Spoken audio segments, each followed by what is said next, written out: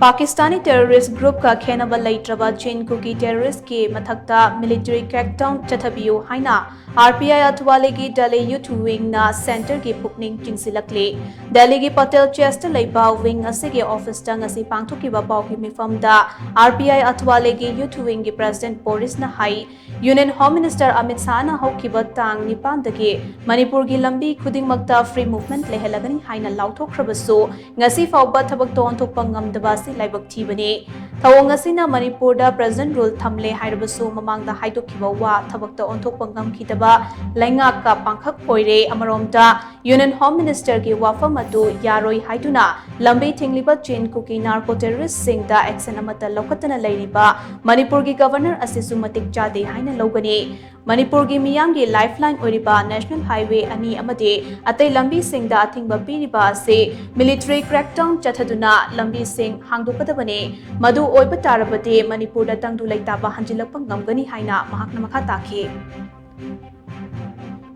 and will continue to press to concerned authorities for urgent action, accountability and long-term solution to ensure that such crisis should not cripple our state Manipur again. The frequent blockades on our two national highways, which is a lifeline by these Chin Kuki narco terrorists, creates a havoc and make entire communities struggling for their survival.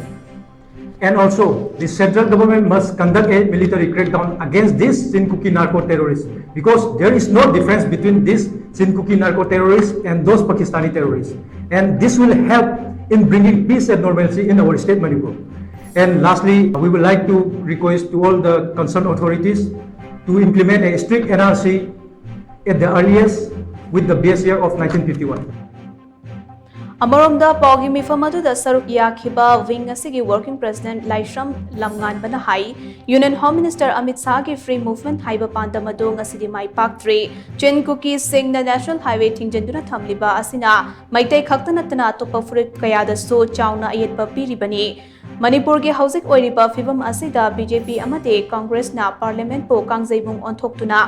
Manipur की इरांग असिदा स्थानरगा लैबगी मतम नत्ते मदुगी महुत इरांग असिगी वारोइशिन अमा पुरकनबा अमत्ता ओइना थौदांग लौमिनरगा होटनगदबनी हाइना महाकना फोंदोखि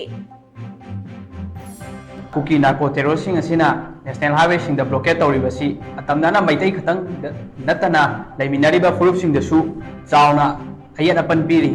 अयत अपन पीरिबसिंग असि लैरिबा गवर्नमेंट असिना अकन एक्शन लौखटकदबनी मोगी मथक्ता मखाताना अयत अपन पिरक्तनबगीदमक कुकी नार्को टेररिस्ट असिगी मथक्ता अकनबा मिलिट्री क्रैकडाउन अमा चथदबा यादबनी मरमदी पाकिस्तानी टेररिस्टगा कुकी नार्को टेररिस्ट असिगा करिसु खेनबा लैते कांग्रेस अमसुंग बीजेपी ना पार्लियामेंट बु कांगजैबुंग वंथोक्तुना मणिपुर की सुबु कांगरुम सानबगी मतम सुंगना नते सही अनि हेलगदबा मणिपुर की इरांग असि लोसिननबगीदमक अमत ओइना थबक तौनबा होनगदबनी अरोइबदा मणिपुर कांगलु फुरुप नाइबा थबक थोंग मखा ताना चथरगलबदी मदुबु चपचाना अखोगी यूथ विंग अमसुंग अखोगी पार्टी ना थेंगनागनी हाइना मियांग मफमदसु थमजरी।